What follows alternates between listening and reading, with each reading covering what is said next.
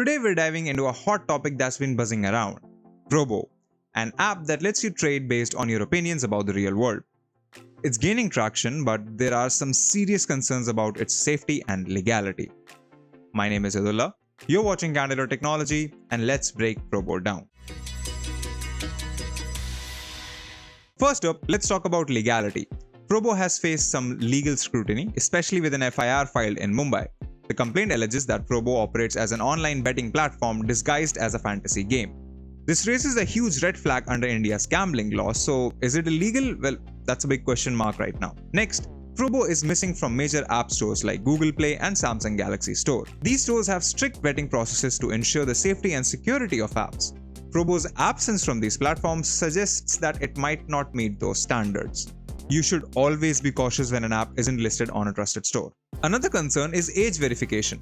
There are reports that Probo might not have robust age verification processes. This could potentially allow minors to access the app, which is illegal and dangerous. Protecting younger users should always be a priority, especially if an app is going to be shady.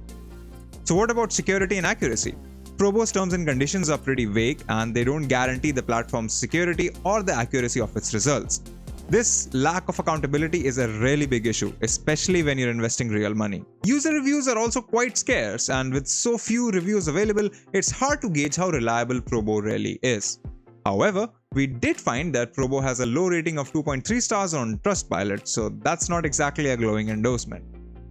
So is Probo safe to use? Well, ultimately that's a decision you'll have to make for yourself, but being aware of these potential risks can help you make a more informed choice.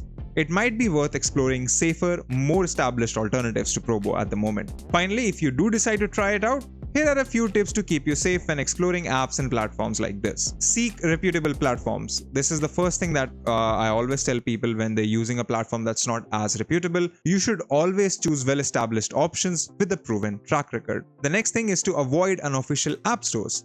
Download apps only from trusted sources to avoid malware and security issues. Any app that isn't listed on the Play Store or any other popular major app store is a security hazard. You also need to be wary of too good to be true promises. If something sounds too good to be true, it probably already is. Genuine investments involve risk and a careful consideration before you throw your hard-earned money in. If you like this video, consider subscribing, give us a thumbs up, press the bell icon, and tell us in the comments below if you've used any such apps.